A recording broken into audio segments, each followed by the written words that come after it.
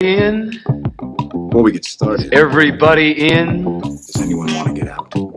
everybody. I don't have to tell you things are bad. Everybody knows Ceremony things is are bad. about to It's a begin. depression. Everybody's out of work or scared of losing their job.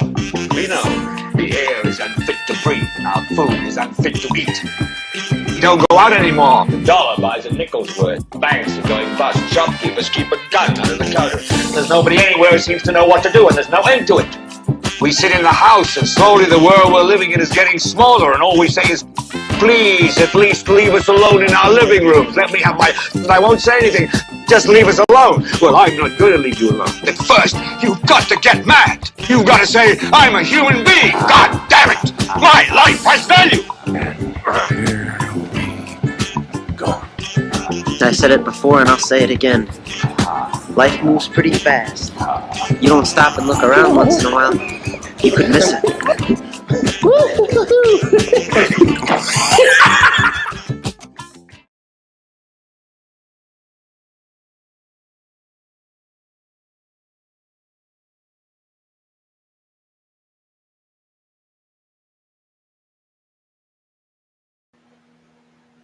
Mic test, mic test.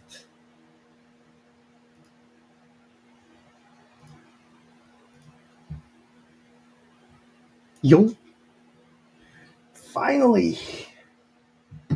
How are you?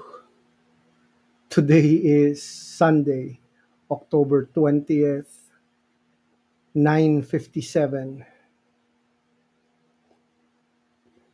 I hope the mic is picking up. I don't know if you can hear me. How are you? It's been 9 months. Imagine that, 9 months. I hope you are all doing well. I hope you are fine and well today, this Sunday. Why are we here? What are we doing? Let's find out.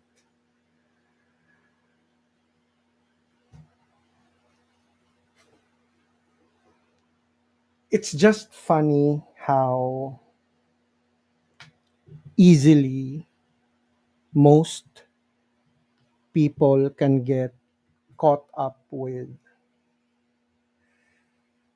what's brand new, what's the new topic on the block. It's not really that surprising. However, if you look at it from, we started with what? Volcanology 3 years ago. The I think that's the peak where it all started. Everyone had an opinion, everyone had something to say, everyone had their own theories, their agendas. Everything was up for grabs. Everyone's attention was up for grabs at the time. If you understand basic human if you understand basic human interactions, you'll see everyone had this new toy, this new thing. They never thought that it would be as powerful as what it is right now. And it's is it going through a decline? Is it going downwards? I don't know. Maybe there's something new, but I am 100% sure that a lot of people will sound credible. A lot of people will now sound a lot more educated, a lot more informed, especially with the rise of AI, Chat GPT. It's just funny to me how these things can be used to their advantage, however, at the disadvantage of a listener. If you're not versed, if you're not careful, enough, you're you might fall as a victim to these people who will take advantage of your lack of information, or let's say your lack of time to educate yourself about certain topics, certain things that will crop up in the next few months, especially we're how many days away from probably the most tumultuous American election. Why do we need to pay attention to this? Why does it matter? Even our own. Hello, sir. How are you? I hope you are doing well. Even if it's outside of our purview, we're not even in their country. However, every U.S. election has cascading consequences to everyone's lives, even the jobs, the work, the economies are hugely affected, either for good or bad. So, and it's not what we're here to talk about, it's something else.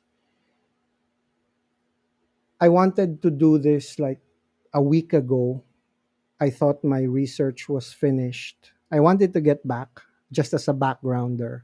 I wanted to come back, do this, and maybe just to test the waters if people are still watching or people are still interested in learning more about the past in order for us to build a better future. But we'll find out, we'll see. So I thought the research was done, and then I came across a new book that directly ties in with it in some way. It's been so long since I've done that type of research. I sat down for like nine months, and it's just, how are you doing, ma'am? Hope you're doing well. So here we go. Let's see if we can finish this in one sitting. But I honestly don't think we can do it in 1 hour or 2 hours. It might be a part two that's required. So we'll see. If you're still watching, ma'am, may can you let me know if the mic is picking up the background noise? So sorry, I apologize if there's a lot of background noise. So let's see. What are we talking about? We're talking about Alvin Toffler, Future Shock. I hope you can read it there. Alvin Toffler, Future Shock. This was published late 70s, I think, or early 70s, if I'm not mistaken. Um, my first interaction with the book itself, it's been a while. The first time I saw it was with my father when he was still alive, and his death anniversary is on the 23rd. God bless the man. So I was what, 3 or 4 years old the first time I saw the book. I'm not going to pretend and say that I'm a genius. I read it, I knew. But no, that was my first interaction with it. The second time as I was introduced to it by, reintroduced rather to it by a good friend who's also passed away. His name is Butch Nerha. I was studying psychology at the time and bartending, trying to survive a 20-hour day, sleeping 4 hours and everything. Good memories, good memories. So I was trying to understand What was my place? What am I going to do with my life after a weird phase? And I was in a bad place. So the book was given to me again. This book, this very book.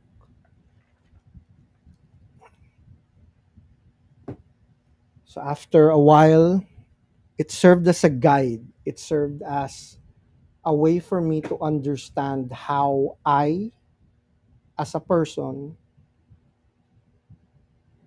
have misunderstood a few things that had a huge impact on me without me even knowing about it. It's something that we need to understand.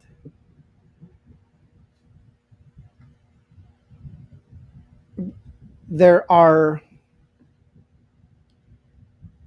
if you consider life as a map, there are certain checkpoints, there are certain landmarks that need to be there, whether we agree with it or not, whether we want them to be there or not, they have to be there. They serve a purpose. These things are irrevocable, irreplaceable. They not only serve as constants for generations of travelers, but they also serve as a way for us to find our way through time, through space, where we are, how we can manage our life accordingly, our distresses, our positions, and how we can move forward. It's a way for us to travel forward and backwards in time, metaphorically, of course. And certain consequences will come up if we try to remove these things, if we try to disregard the markers, the landmarks, whether we understand them or not. Maybe it's also one of the things that need to be addressed, educating people about these certain landmarks. That's why when I saw the book, I was thinking, should I do the podcast again? Should I start doing this? Why not? Why? Because people need it. People need to understand. People need to know. And here we go. Hopefully, this will make sense in a way. They say progress requires sacrifices. Through time, in our search for meaning, we have found the weight of faith too burdensome and left it like a cross we bear, not realizing the things we will lose along the way without it: family, values, purpose, commitment, discipline, and contentment, as well as peace. Confusion sets in as we are unable to decipher self evident truths naked before us. So we settle for convenient lies to fill our void, to justify the prison of freedom that suffocates us in its hold. And it's funny enough, I'm not trying to be profound, I'm not trying to sound smart, but that's the easiest way to encapsulate this. That's the easiest way for us to start out understanding Alvin Toffler's warnings. And it ties in with a lot of the things we are seeing right now, the arguments we see online. Of course, it's a transition now where everyone has a soapbox to stand on, which is something like this. Everyone has the opportunity to say something, their opinion. And now, without understanding, without proper guidance, it's easy to sound very smart. It's easy to sound very intelligent in front of a camera with a mic, maybe a lot of other people. However, it's very hard to live your words. So here we go.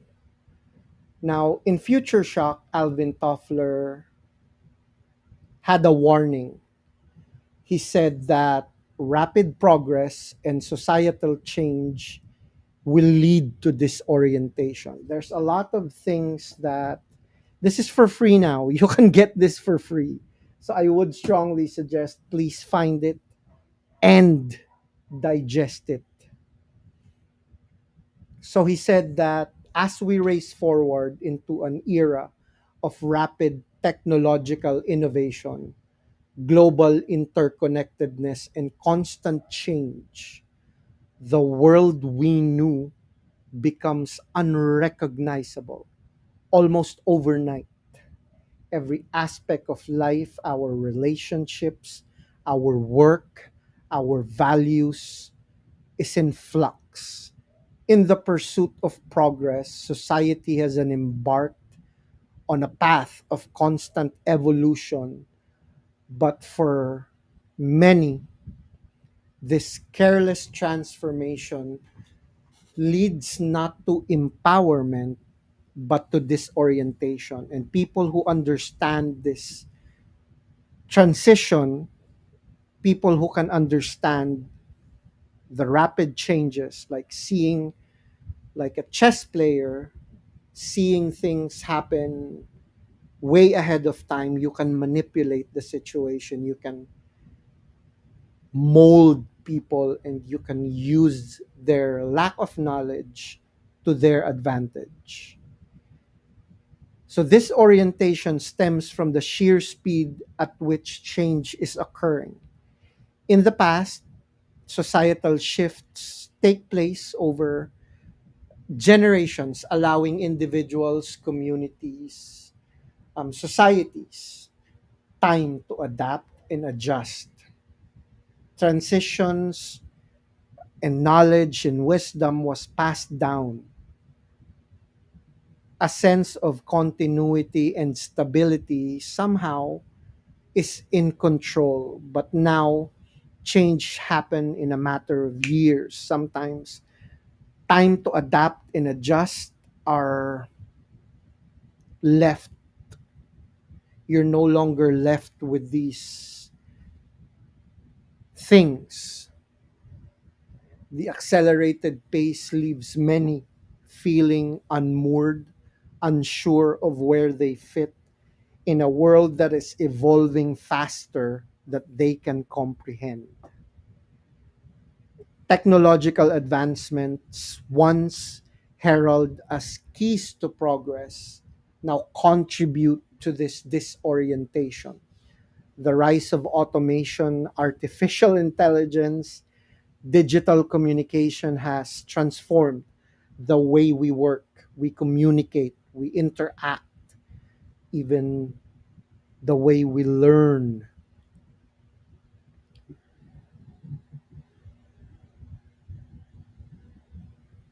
And it outpaces our capacity to adapt. It really takes us away from both the past and the future. It leaves us in the middle trying to find where do we stand? Where are we going? And societal change also contributes to the sense of disorientation. The erosion of traditional institutions such as family, community, religion has left individuals more isolated than before. I will go back on this a little later. The values and norms that once provided a shared sense of identity and purpose are being questioned or discarded in the name of progress. This clear sense of shared values or common purpose, people are left to navigate an increasingly complex world on their own. Like I said earlier, people are trying to erase the landmarks on a tried and true map. We don't have a handbook of life. However, we used to have a map, something that we could use to help guide us as we try to discover, as we try to understand our place in life. Some are philosophies, some are religions, some are, in most cases, the most common, families.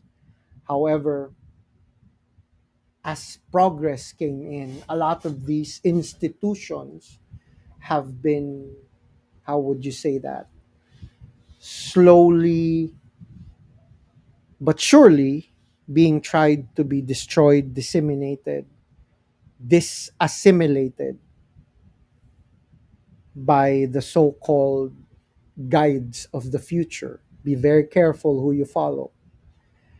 The paradox of rapid progress is that it creates both opportunities and challenge.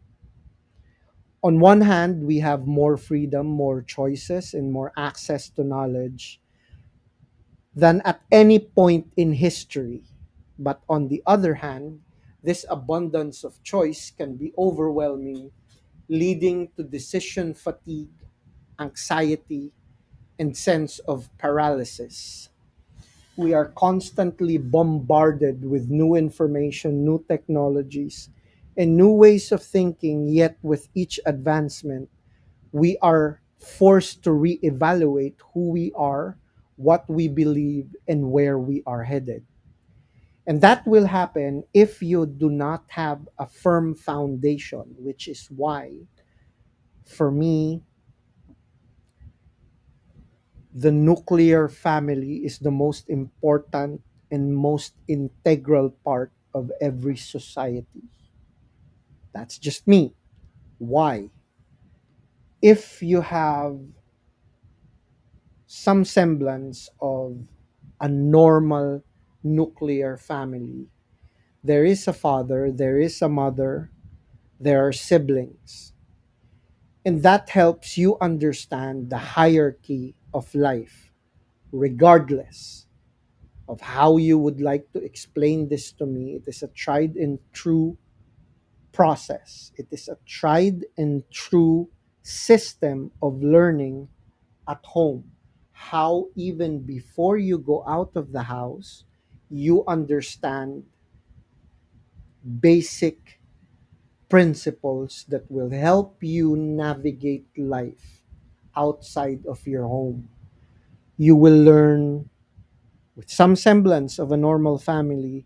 You will know what respect, what is an ideal, what is the proper roles, what are places that you need to understand and travel to at some point in your life. Places, I mean, is what I mean. Let me explain what I mean for places in your life. It's maturity, it is understanding. These are to me as places. Maturity is a place you reach, it is a destination. That's just me. Not everybody, from what I'm looking at,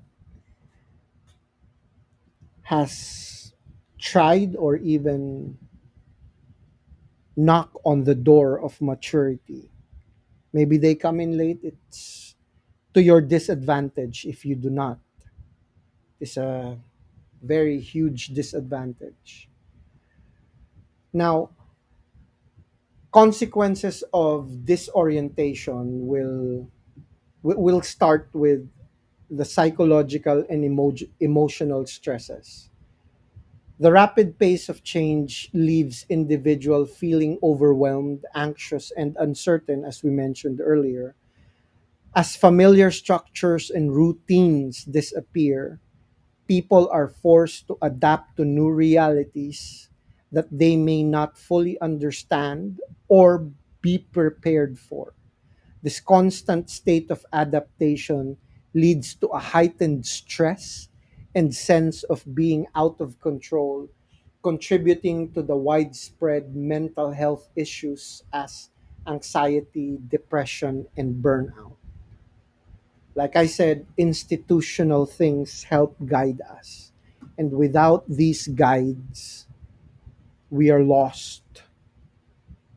We are aimless in a sea of nothing. Identity crisis would also be one of the things that will be a consequence of the disorientation.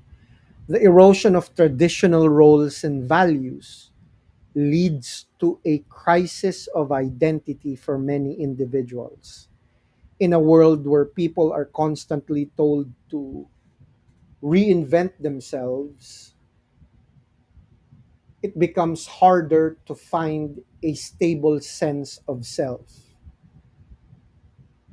Institutions like family, community, religion, which once provided a clear sense of belonging and purpose, leaves us feeling adrift without a sense of anchors. People struggle to define who they are in an ever changing world. And I think it's evident right now that we're seeing this disorientation, this loss of purpose, very evident, very clear. It's harder for people now to understand where they're going. Like I said, how important the nuclear family is, because it gives you that rough idea, that rough sense of self. A man, I was lucky enough to have my father there for me, and I imprinted, at least in a way, on how my father was. He gave me nuggets of wisdom here and there, and it helped me find my place, find my way at least. So right now it's unbelievable how we can't even know where we're going, what we're going to do, because we don't even have our parents there for us. They're too busy trying to provide for us, and then we are not even appreciating these things. There are children out there that don't even appreciate their parents' hard work. Their parents are just like nothing to them. And it hurts me because I'm also a parent. And why has this been allowed? Why has this been, I don't know, for some weird time discipline was allowed to be eroded. I'm not talking about letting, like, what's the word, a heavy hand of discipline. No, There's a way to discipline without leaving your children a bloody pulp. No, no, no. That's not what I'm saying. I'm saying sitting them down, or in some instances, sometimes you really need to feel pain to understand the gravity of your transgression. Yes, but not all the time. No. And there are only certain cases where maybe that could be not allowed, but not even justified. It's not that. It's necessary. They really need to understand these things also. Hi, Ma'am Betchay. Sorry sa mga nasa Facebook. Hindi ko kayo nakikita kanina. Sorry. Thank you, Zerky. Sir Toto from Washington, thank you for watching. Sir No Panganiban, thank you for watching. Ma'am Betchay, Warren, Cassie, thank you for watching. So, going back to this social fragmentation, we need to follow that up as societal changes accelerates. Communities become more fragmented. The weakening of social bonds between family members, neighbors, even within nations, creates a sense of isolation and loneliness. Traditional support systems are replaced by fleeting transactional relationships. We'll get to that later. This fragmentation not only erodes the sense of community, but also weakens the social fabric that allows individual to thrive collectively. What does that mean?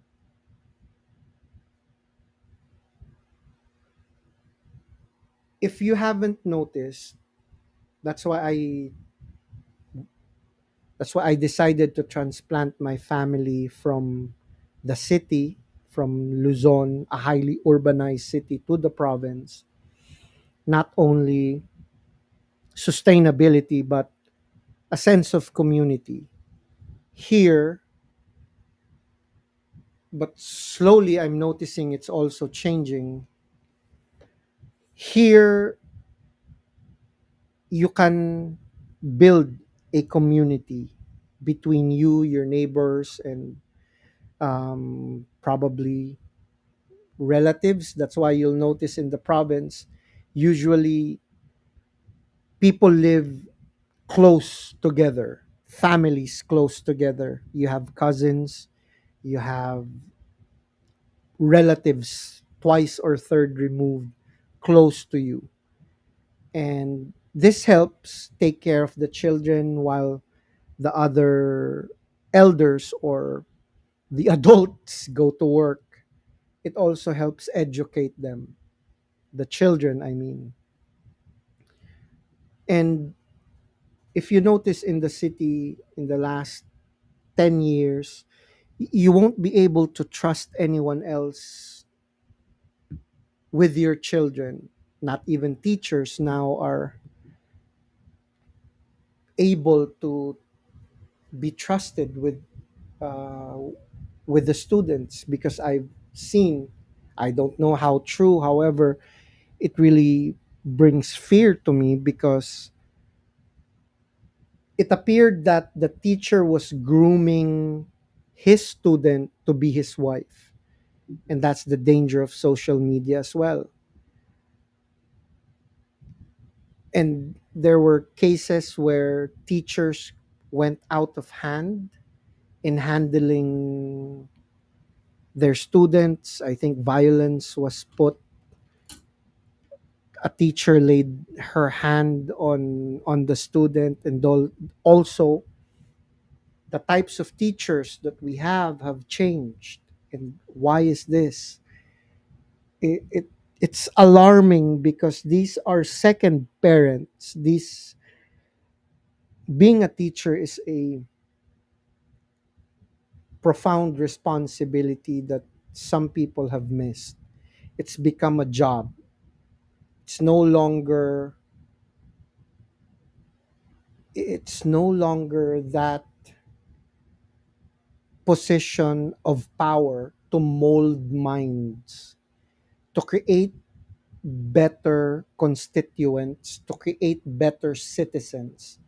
It's now just a means to put food on your table. Not that I'm saying all teachers are like this, but I'm saying I have seen a lot who do not understand the sheer power they have across generations.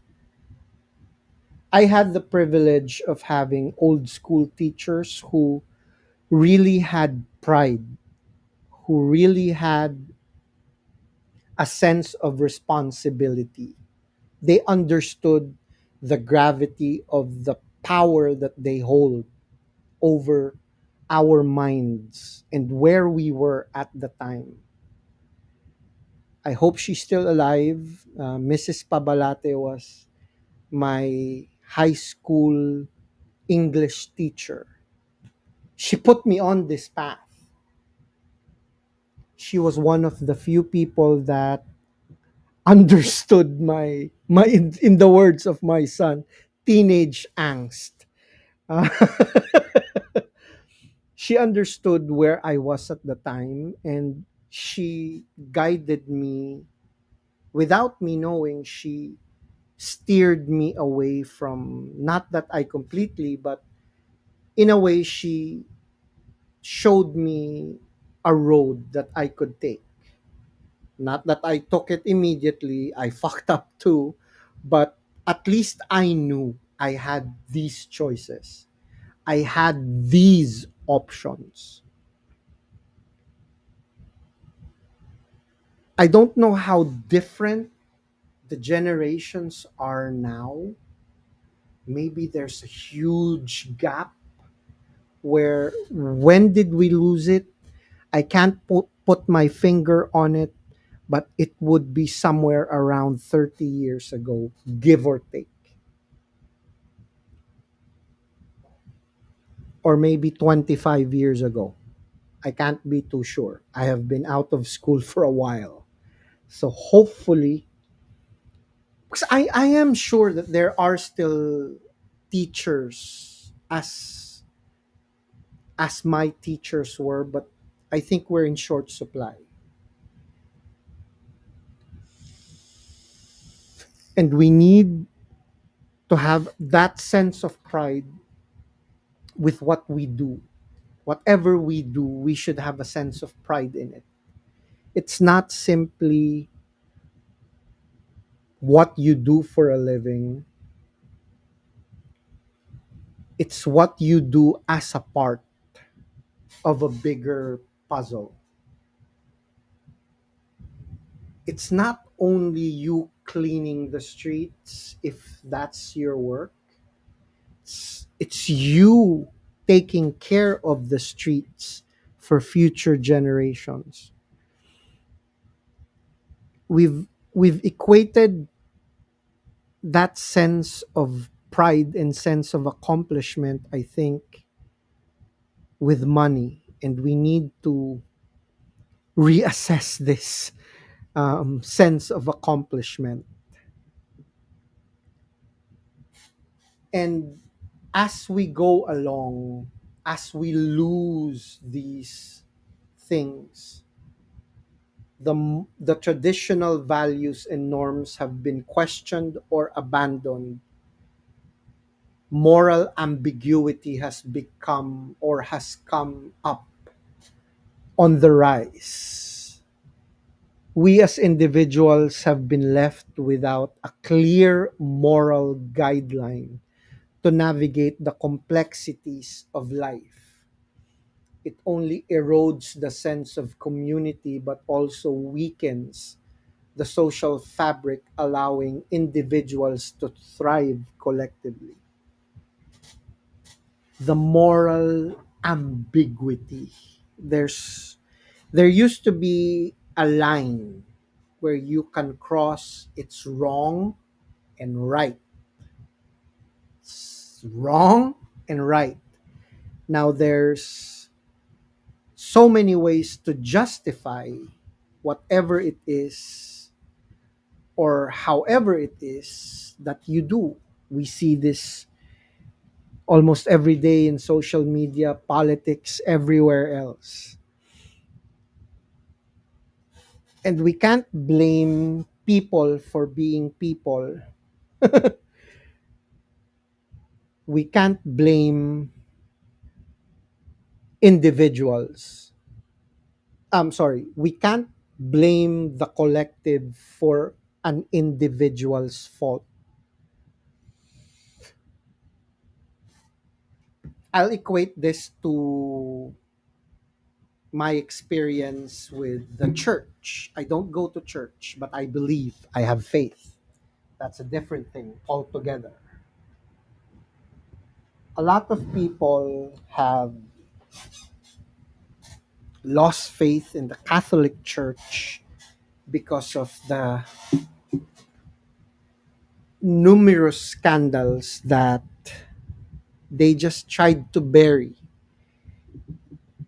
I don't know why. Maybe it's them not allowing this as a point of contention. They didn't want to take responsibility for it. I don't know.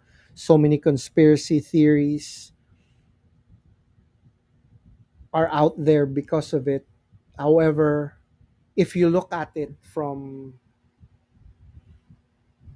like a layman's position, these types of institutions cannot take the responsibility for these types of atrocities, even though we know as far back as history, the church has killed people, etc., etc. Not that I'm saying that the church is no longer a valuable institution. Today, the church is a very important factor. Religion and morality is very important as a value that we need to reinstill in the new generation and future generation. And maybe due to the slow decline of the church as a major power, as a major influence, it may have been the reason of our slow moral decline. You can now see blatant disregard for human life. We now have this discussion between, when does life begin? Does it even begin at conception, or like in in in the second trimester? Or I was watching a debate a few days ago, and I just couldn't understand people trying to justify taking a baby's life. It was between pro and anti-abortion. Not that I'm pro-abortion or what, but there are certain instances where I believe medical, they've said that it is under, however, it's not justifiable of taking a life, especially a life that has not been lived.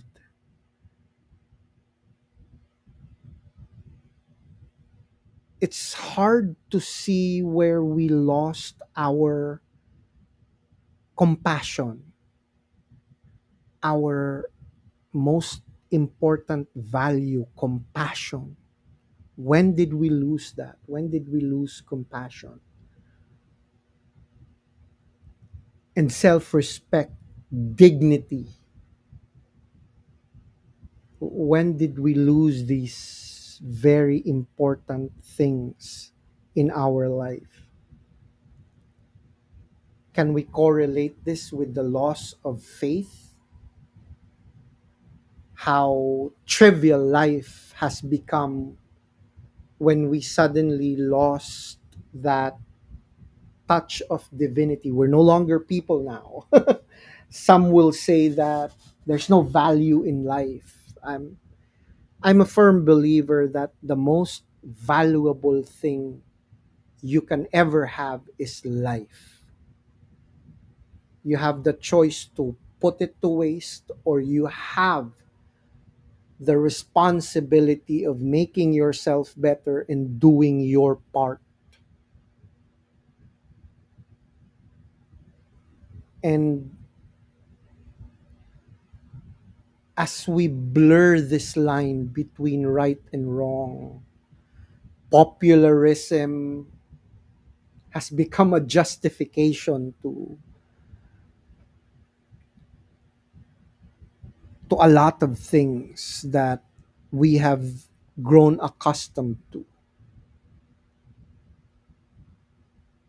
And we need to cultivate these lasting commitments, I believe. We need to revisit and look back at these lasting commitments because it's a commitment. Faith is a commitment. Familial connections are a commitment. I'm not going to say that I'm the good guy.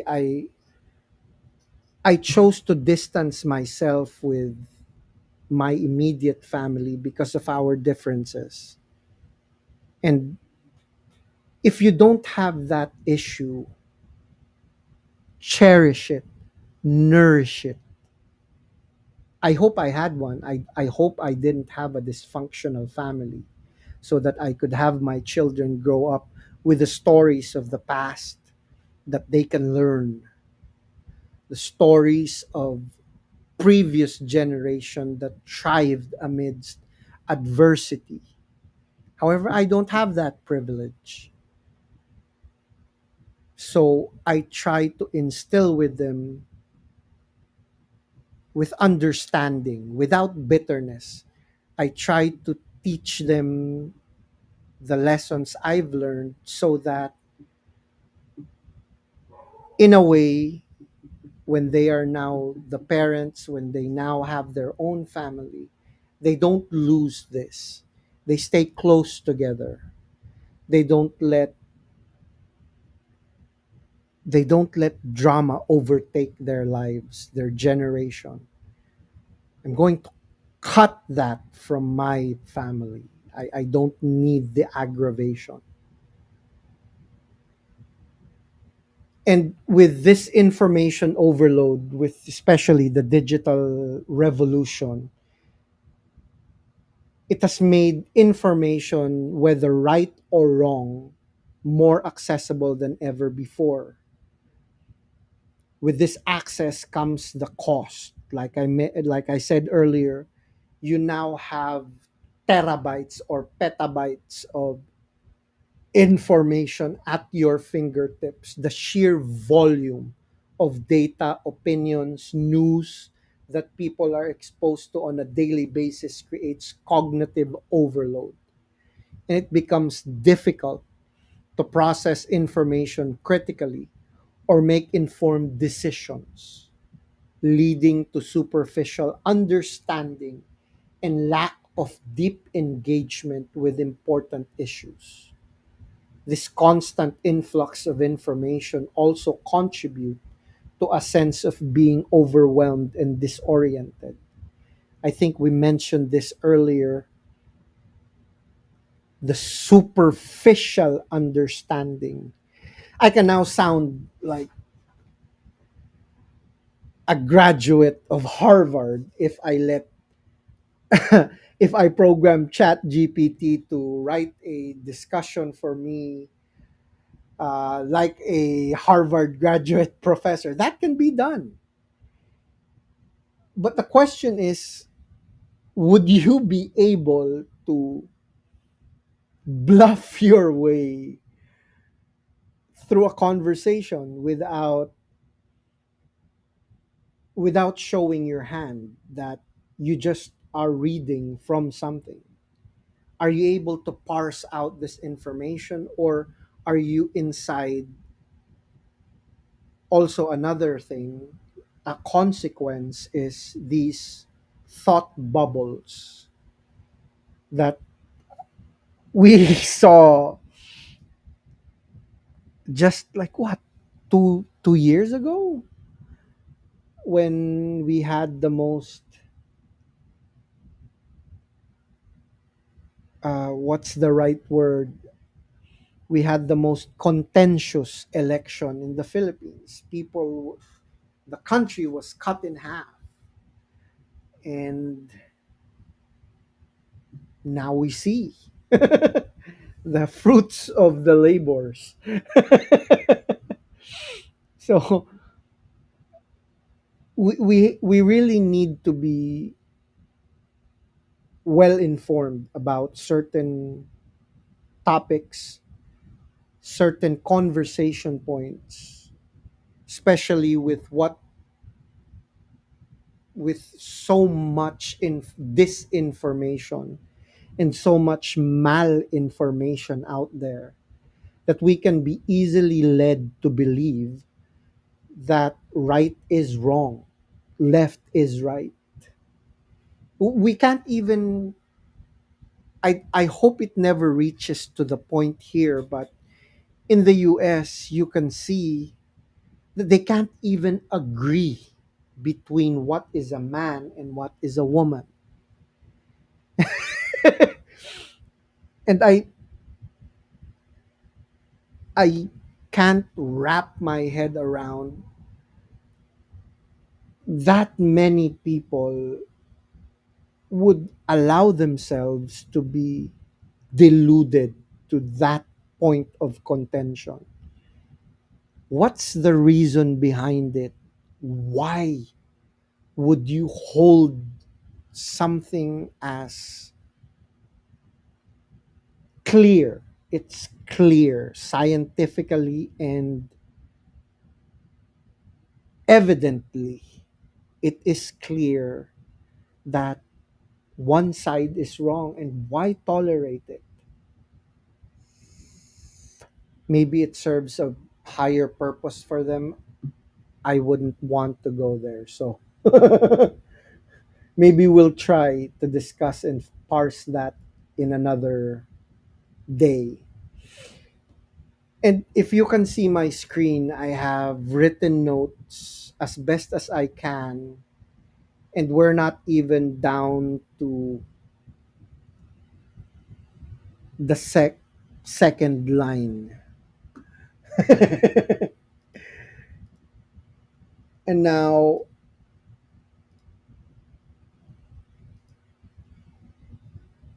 as we struggle to cope with this disorientation, Dr. Alvin Toffler in Future Shock warned that the rapid pace of change would lead to a collective sense of future shock, where individuals and societies would be unable to cope with the constant flux of new realities. I think it reflects as a generational gap.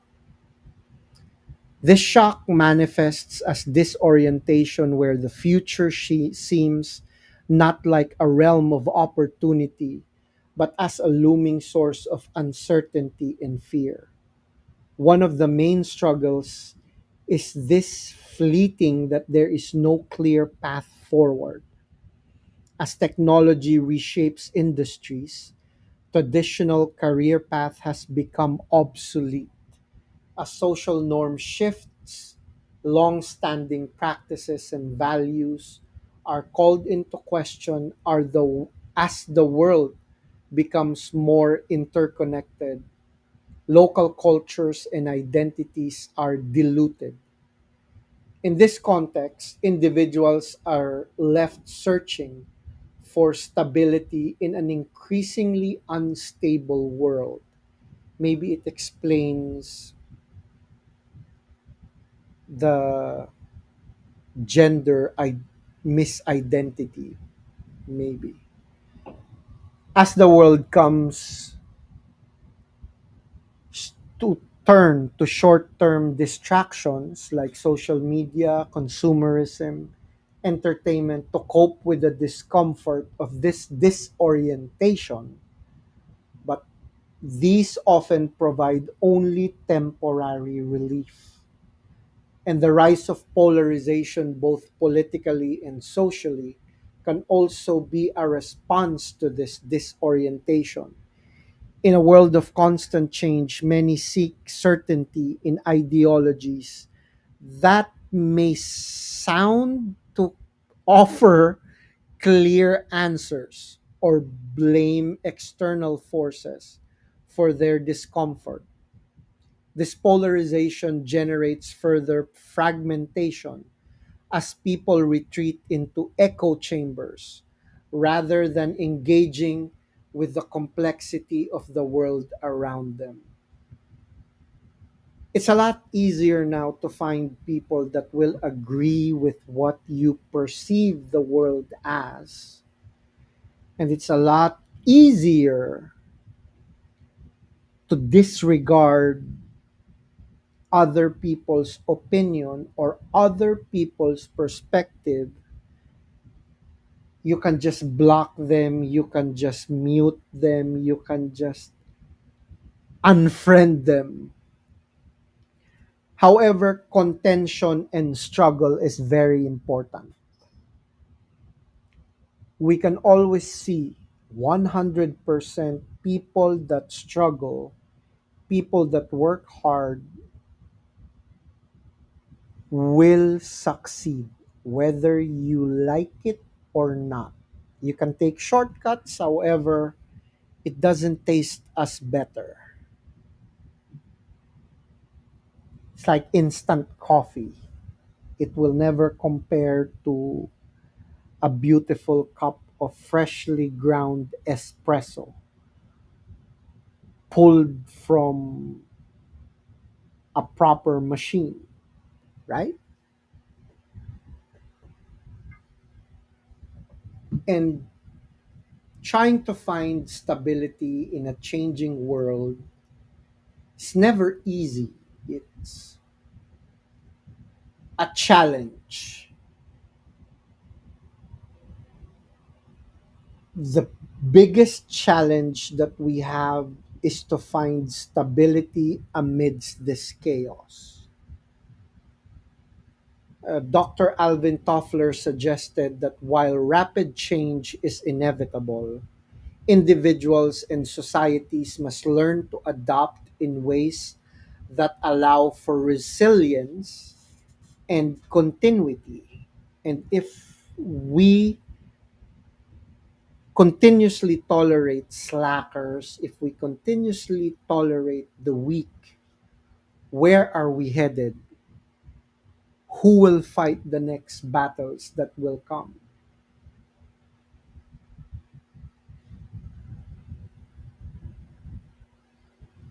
And it requires us, those who understand, those who have the means, to create these new institutions that provide the support and stability that families, communities, and religions once did.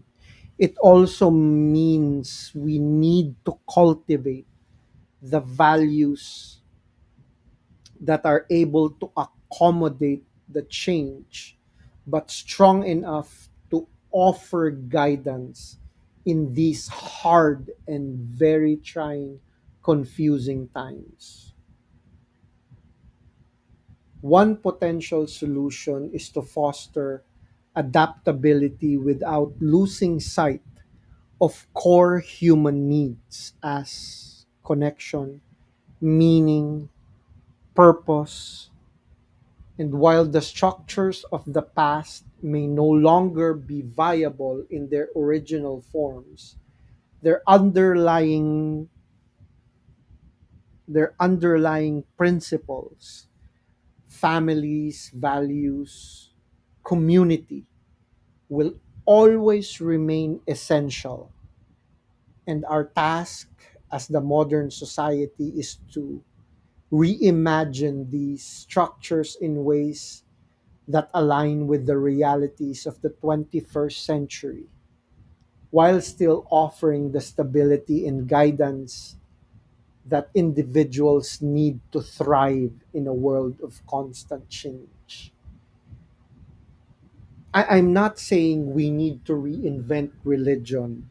No, it's a requirement for us now to reevaluate what it is that we have faith in.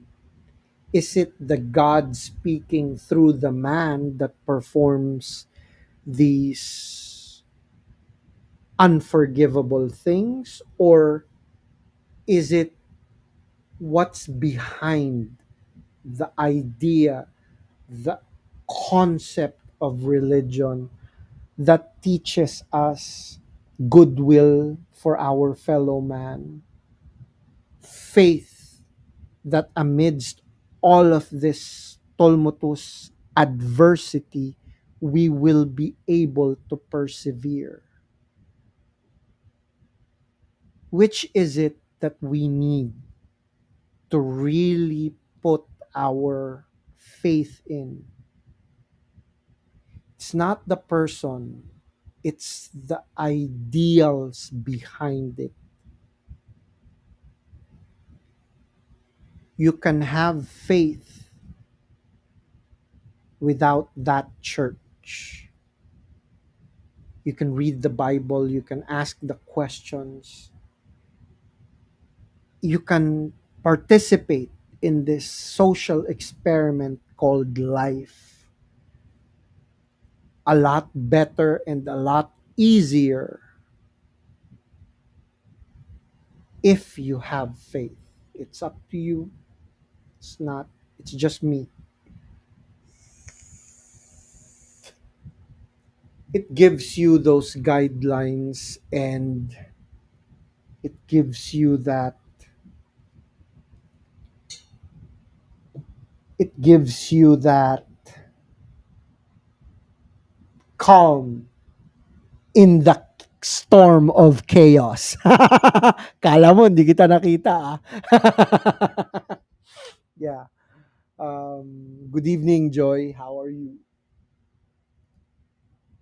And from what we're looking at, the key to overcoming this disorientation caused by the rapid progress is to find balance between embracing the change and preserving the aspects of life that provide us continuity. While it's tempting to view progress as an unmitigated good, we must also recognize the cost. We have tried as best as I can to enumerate the costs. We cannot stop the march of progress, but we can choose how to navigate it. We can create spaces for reflection. We can foster connection if it's necessary, and prioritize the things that matter the most to us. In the end, the challenge of future shock is not just to keep up with the pace of change, but to learn and how to find meaning, purpose, and stability in a world that never stops evolving. And only by addressing this disorientation that accompanies the rapid progress, we can hope to build a future that is not only more advanced but also more humane.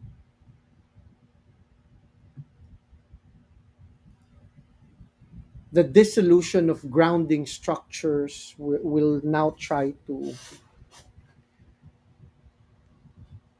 tackle this better. How long have we been going? Let's see if we still have time. Uh, an hour and 5 minutes.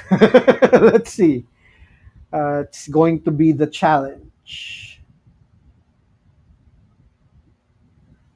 Good evening, ma'am. Good evening, ma'am Dorothy. Julio, sorry, hindi ko nakikita yung Facebook kasi. Kailangan ko i-check sa phone. Sorry.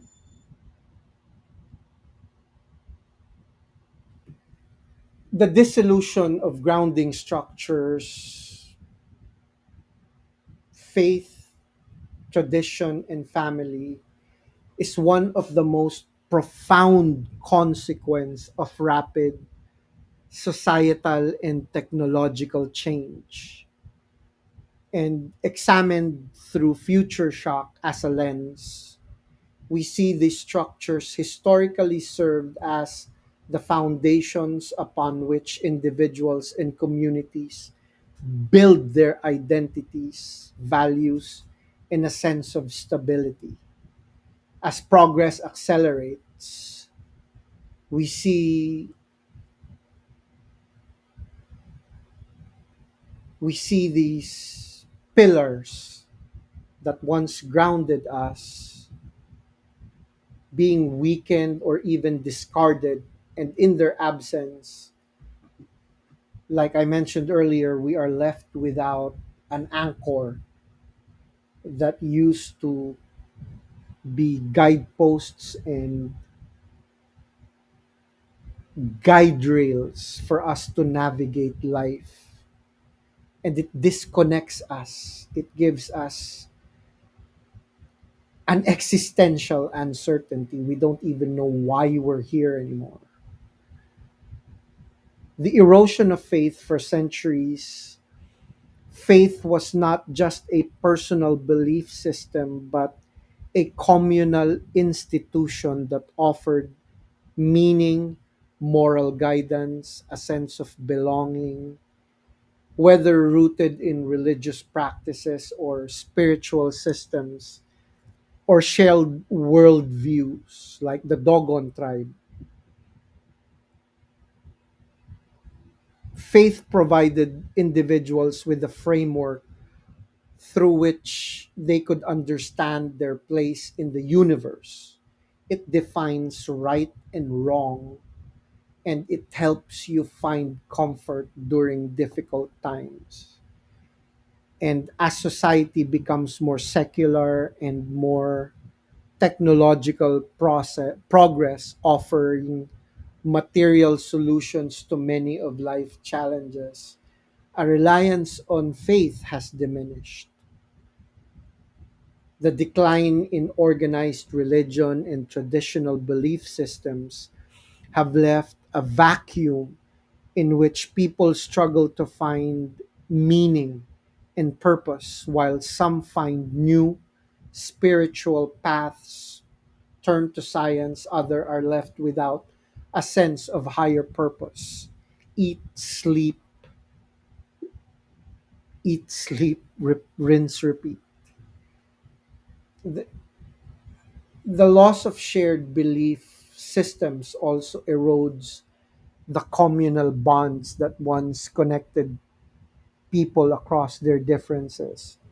Without a unifying faith, individuals increasingly define their values and goals in isolation, contributing to their social fragmentation and, of course, polarization. We can no longer find common ground.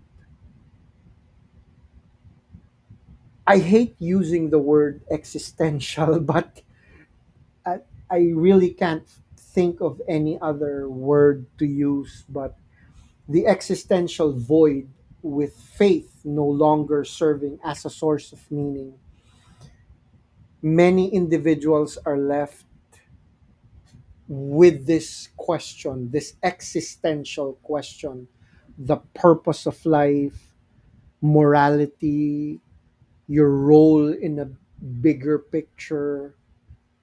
And it leads to this feeling of emptiness, this unanswered or unfathomable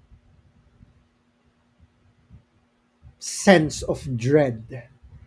And in search of alternative belief systems, it is often more superficial or transient.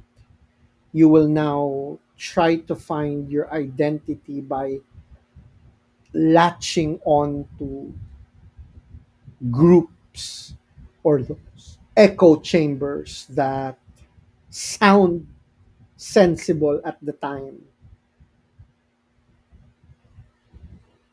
or people now try to latch on cult cults of personality, especially in this time of social media.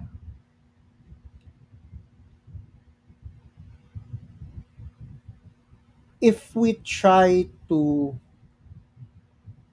look at traditions, my best definition for this will be a living memory. Traditions are sometimes unwritten or passed down generations to generations through spoken word or etched into stone. It is the living memory of culture passed down to provide that continuity, that stability, and it offers you a connection to the past, a sense of framework, understanding your identity in your place in this world, basically. However, in a society that prizes innovation, speed, and new, tradition is increasingly seen as a relic of the past, something to be discarded in favor of progress. As the world becomes more interconnected and multicultural, very few look at traditional practices, rituals, and customs to be important. They try to replace these with global, secular, and individualistic approaches to life without a clear path. And traditional roles used to have traditional roles and values used to have that that framework, that structure that it imprints on us, such as uh, like tradition marriage, let's just say, or community, the gender. All of these are increasingly questioned and being left as relics of the past. There's a deeper meaning for these rituals. There's a deeper reason why a man and a woman is joined under the moon and the stars. They are linked. It gives them that sense of togetherness that cannot be unbound. Once you are bound together, before, it it had more impact, it had more meaning. Now it's just a way to get great pictures to post on Facebook. And I just find it funny that we have put these things as meaningless practices. They are no longer looked at as profound parts of life. Used to be birth, you're baptized, you're slapped by the priest. Can't remember what it's called in English. Um, and then you get circumcised if you're a man, you get your period if you're a woman, and then you get married, and then your last rites and you die. These were the major turning points in a person's life. And it's just sad that we have been taken away from these. these places. We have been taken out of these.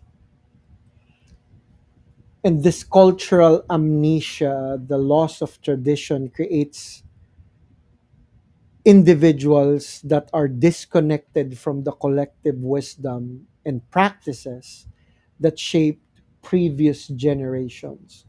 This lack of continuity between the past and the present creates rootless individuals, people that are not grounded to traditions that once were. So now we have 800 or 1,000 plus um, genders. And now we have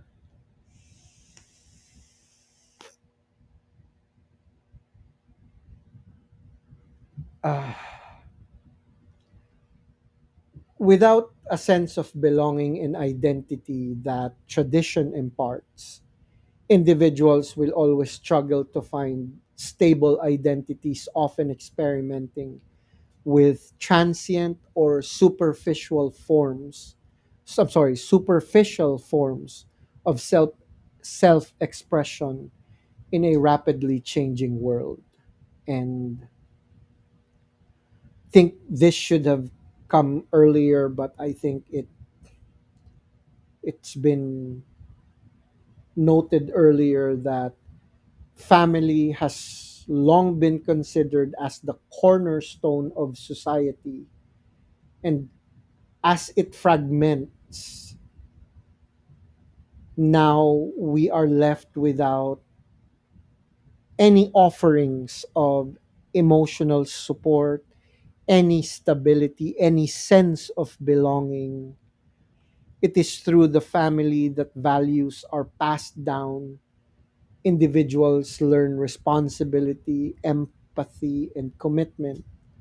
However, with the ongoing social revolution, where families are destroyed, basically, they remove the profound impact or the profound sense of belonging to a family.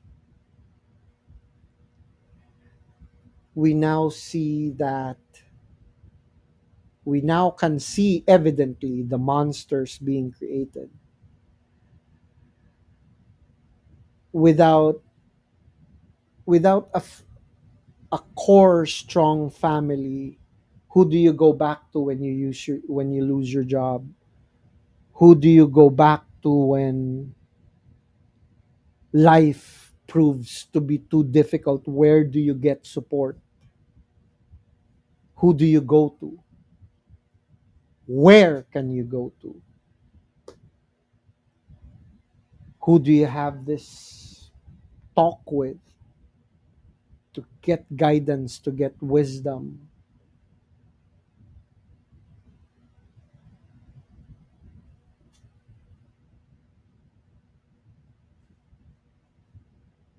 Emotional, I see that depression has been rooted from this. Your emotional isolation, the weakening of the family structures often lead to this emotional isolation.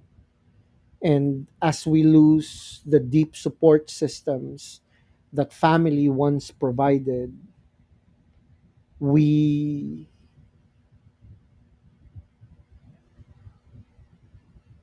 we are unstable, we are on shaky ground. We develop depression, anxiety, and loneliness. And I am just so thankful that even if I did not have a close family to go back to, I had strangers that became my family. I had a second family. I had actually more than one foster family, if I can call them that. I can I can always I can never forget. That's why I keep telling my children that I was fortunate to have strangers see me as family. I have been very fortunate that there were people, not my blood relation family, but strangers, complete strangers, take me under their wing. The Abelia family, thank God for them. If without them, I don't know where would I be. These perfect strangers that help me navigate life. Velasco's, the Velasco family. Mami We, thank you. um, these people came into my life and showed me that you're not alone. And without that, I may have gone through worse things in life. And I've met more people that helped me because of that. If I did not have that support system, this is the power of that community.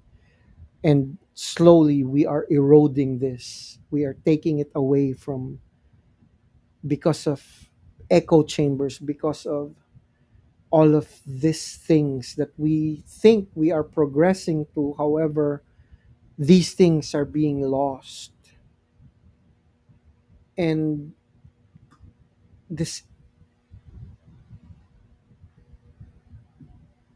this loss of integrated bonds in the decline of these traditions, these structures, that there is often also the loss of knowledge and wisdom. We can see this within the indigenous tribes.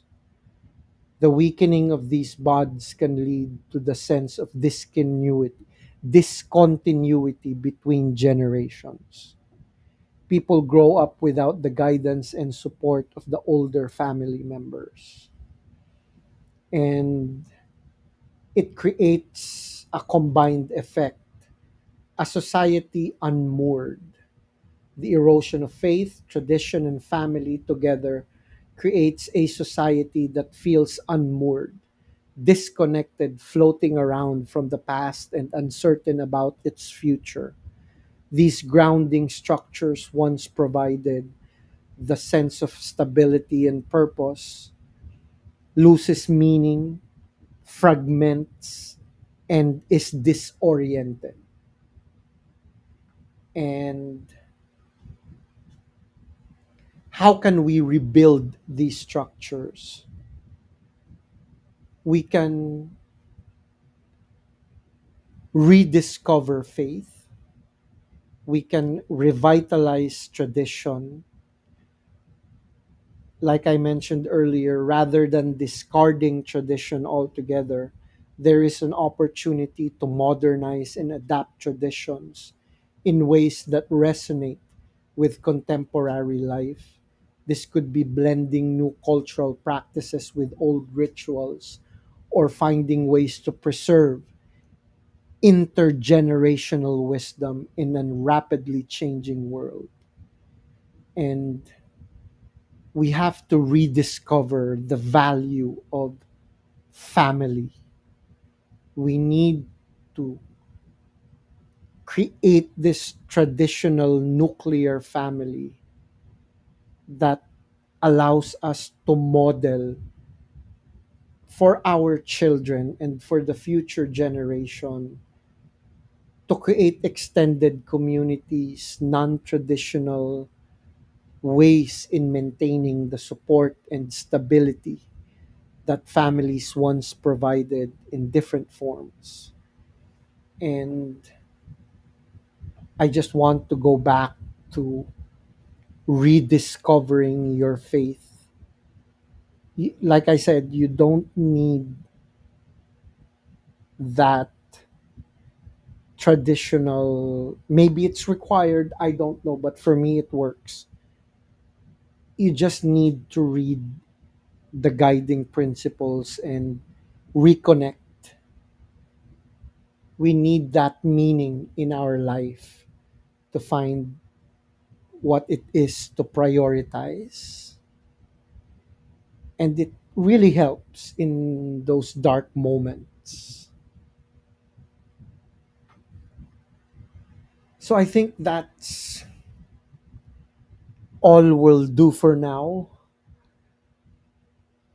Let's see if we can expound on this further or we'll move on next week. Let's see. But thank you again for watching. Thank you for coming. And I hope you stay well. I hope you have a wonderful and safe rest of your day. Happy weekend. And always remember, life is about making choices. Choose life. Thank you very much. Good night. Have a wonderful and safe rest of your evening.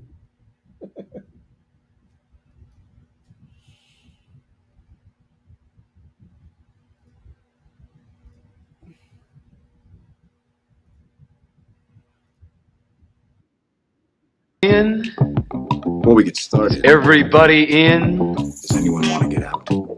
Everybody. I don't have to tell you things are bad. Everybody knows Ceremony things is are bad. about to It's a begin. depression. Everybody's out of work or scared of losing their job. We know the air is unfit to breathe and our food is unfit to eat. You don't go out anymore. The dollar buys a nickel's worth. Banks are going bust. Shopkeepers keep a gun under the counter. There's nobody anywhere who seems to know what to do, and there's no end to it. We sit in the house, and slowly the world we're living in is getting smaller, and all we say is, please, at least leave us alone in our living rooms. Let me have my... I won't say anything.